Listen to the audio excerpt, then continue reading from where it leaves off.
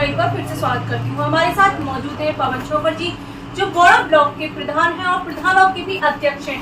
तो आप उनसे रूबरू कराती हूँ और जानते हैं कि प्रधानों का जो कार्यकाल है वो किस तरीके का चल रहा है। 3 वर्ष उनके कंप्लीट हो चुके हैं और 3 वर्ष के कार्यकाल को आज हम जानेंगे कि किस तरीके से उन्होंने किया है और कौन कौन सी योजना है जो यहाँ पर बीजेपी सरकार के द्वारा दी गई और उन पर कितना वर्क किया गया है। आइए जुड़ते हैं और जानते हैं। सबसे पहले मैं आपका धन्यवाद करना चाहूंगी। बिहार भारत मीडिया के दर्शक आपको देख रहे हैं और मेरे जो आपसे सवाल जवाब होंगे वो आप जो प्रधानों के अध्यक्ष हैं या प्रधानों का जो कार्यकाल है उसको लेकर के होंगे। तो आप मुझे बताइए कि 3 साल आपको हो गए हैं और 3 साल में मतलब कौन कौन सी योजनाएं प्रधानों के लिए सरकार के द्वारा आई है। सबसे पहले मैं बिहार भारत के सभी दर्शकों को हाथ जोड़ के नमस्कार करता हूं और धन्यवाद देता हूं बिहार भारत के अपने एंकर और जो है कैमरामैन को कि वो हमारे पास आए और प्रधानों की जो समस्याएं हैं या जो वर्क कर रहे हैं उन्हें जानने की कोशिश करें। अब मैं भारतीय जनता पार्टी द्वारा प्रधानों के लिए पिछले 3 वर्ष में जो भी योजनाएं दी गई हैं उनके बारे में बताता हूँ। सबसे पहले जो पिछले पंचवर्षीय योजनाओं में शौचालय का काम रुक गया था, जो रह गए थे शौचालय, जो कि इस सरकार की बहुत बड़ी उपलब्धि थी, उसको जितने इनकम्प्लीट रह गए थे उसको कंप्लीट कराने के लिए शौचालय का काम जितने भी हर पंचायत में रहे, किसी में 50, किसी में 70, किसी में 150, किसी में 200, तो वो शौचालय का काम कंप्लीट हुआ है। अभी लगभग कंप्लीट हो गया है, अगर कुछ रह रहे हैं तो उसको भी काम जारी है।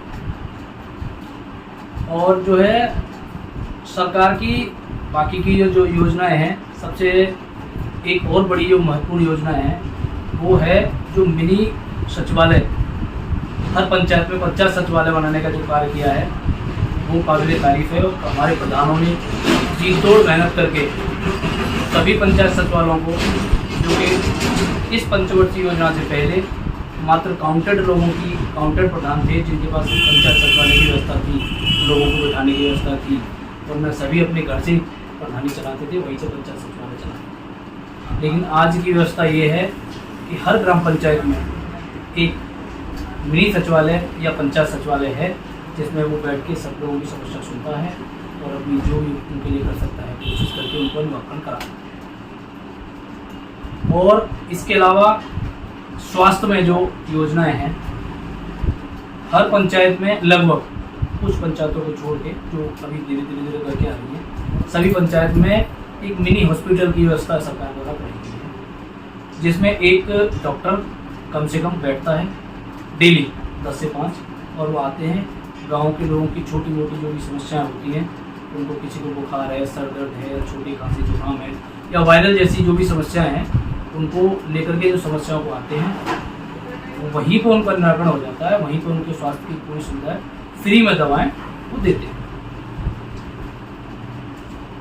अच्छा, आवास से रिलेटेड, आवास भी मतलब सरकार की योजना में आता है, तो जो गरीबों के आवास आए हैं उसके बारे में क्या कहेंगे? आवास आए हैं आपके क्षेत्र में?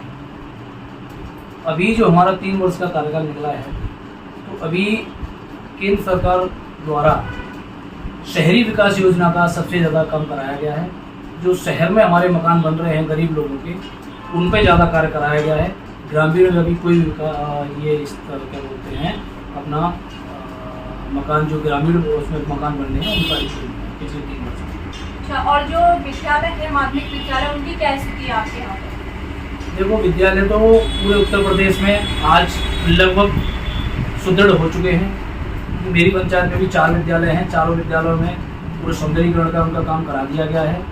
सभी बच्चों के बैठने के लिए पहले ज़मीन में बैठा करते थे, अभी उनके लिए चेयर की व्यवस्था करी गई है, चेयर पर बैठते हैं, और पंखे की व्यवस्था, बिजली की व्यवस्था, पानी की व्यवस्था। इस कार्यकाल में सरकार ने स्कूलों पर बहुत ध्यान दिया है और बहुत ज़्यादा काम कराया है बच्चों के लिए और स्कूल। अच्छा, अमृत सरोवर तो पता ही होगा आपको जी। तो अमृत सरोवर का मतलब क्या है कि अमृत सरोवर क्यों बनवाए जा रहे हैं गाँव में? देखिए, अमृत सरोवर पहले की व्यवस्थाएं जब आप जाएंगे तो अभी तो बहुत सारी सुविधाएं हो गई हैं, लेकिन पहले बिजली की सुविधा नहीं थी। तो उस समय पे हर गांव में एक तालाब हुआ करता था, जिस पूरे गांव का पानी उस तालाब में जाता था और उस तालाब में ही गांव के पशु जितने भी थे वो सभी वहीं पर पानी पीते थे और वहीं नहाया जाता था। हम क्योंकि ग्रामीण लोग हैं तो हमें पूरी पता है। वहीं पे उनको उस तालाब से ही उस गांव का जैसे बारिश होती थी तो बारिश में वो तालाब भर जाता था। बारिश में तालाब भरने के बाद में पूरे साल उसी तालाब से पशुओं का पानी, बल्कि लोग भी वहीं पे नहाते थे, अपने कपड़े धोने का काम वहीं करते थे। और जो वाष्पेशन होता है, वाष्पीकरण जो होता है पानी का, उससे आज की डेट में क्या है, तालाब धीरे धीरे करके कम कर दिए गए हैं। तो वाष्पीकरण जितना ज़्यादा हो रहा है लेकिन हम पानी का स्टॉक नहीं कर पा रहे हैं तो पानी की ज़मीन में कमी आ रही है। तो सरकार ने इस पर ध्यान देते हुए कि अगर इस तरीके से हम करते रहे तो अगले 50 साल में हम पानी के लिए बहुत बुरी तरह से रेगिस्तान की तरह जूझेंगे। तो सरकार का मानना ये है कि हर गांव में पानी हो। पानी की व्यवस्था जब होगी, जब तालाब होगा, तो उसे अमृत सरोवर नाम से सरकार ने उसको एक अच्छा नाम दिया है, जैसे हम गांव में पोखर भी बोल देते हैं, लेकिन अमृत सरोवर नाम दिया है सरकार ने। तो एक अच्छी सोच है, अच्छी पहल है। उसे पानी हम स्टॉक कर सकते हैं और पूरे गांव का पानी एक जगह आ सकता है। जिस तरीके से जितना मैं जानती हूँ कि आप प्रधानों के अध्यक्ष हैं, तो आपको पता ही होगा कि मतलब वो कौन से प्रधान हैं जिनको मतलब सम्मानित किया गया है अपनी सचिवालय को लेकर के और अपने वहाँ के कार्य को लेकर के। देखिए, मैं ब्लॉक गोंडा का अध्यक्ष हूँ, दान संगठन का। ब्लॉक गोंडा में 3 ग्राम पंचायतें हैं जिनको सम्मानित किया गया है। सबसे पहली ग्राम पंचायत है मेरी तलेसरा, उसमें मेरे प्रधान हैं गजेंद्र सिंह। उनको सचिवालय बनाया है उन्होंने, काफ़ी अच्छा सचिवालय बनाया है और अमृत सरोवर बनाया है, उसके लिए उनको सम्मानित किया गया है। मैं उनको आपके मंच के द्वारा बहुत बहुत बधाई देना चाहता हूँ। और एक पंचायत है हमारी कैमथल, जिसमें पुष्पेंद्र प्रधान है, उन्होंने भी सचिवालय अच्छा बनाया है, उनको भी सरकार द्वारा पुरस्कृत किया गया है। और एक पंचायत है हमारी गहलोत, जिसमें शिवा चौधरी प्रधान है, बहुत ही जुझारू प्रधान है। तो मैं जब भी देखता हूँ उनको, कभी भी जाता हूँ तो खुद ही हाथ में अपने कभी दराती लेके, कभी खुरपी लेके, कभी फावड़ा लेके वो कुछ न कुछ करते हुए मिलते मुझे। तो उन्होंने भी एक अच्छा पार्क बनाया है और एक तालाब बनाया है अमृत सरोवर करके, उसमें बोटिंग भी करा रहे हो, बहुत अच्छा काम किया। तो मैं अपने तीनों प्रधानों को बधाई देना चाहता हूँ और बाकी के सभी प्रधानों से बोलना चाहता हूँ कि उनसे प्रेरणा लेकर उनके जैसा काम करके। जो आपके यहाँ की जो सड़क व्यवस्था है वो किस तरीके की है? हमारे ब्लॉक में जो मेन सड़कें हैं उनमें एक गोंडा से अलीगढ़, वो सड़क बिल्कुल जर्जर है, उस सड़क पर भी कोई काम नहीं हुआ है। बाकी गोंडा से खैर अच्छी है, गोंडा से गोरी अच्छी है, गोरी से बेसमा अच्छी है, गोरी से इगलास, 2 रास्ते हैं, दोनों अच्छे हैं। और गोरी से बॉर्डर अपना पड़ता है कुबरा करहारी की तरफ, वो भी अच्छा है।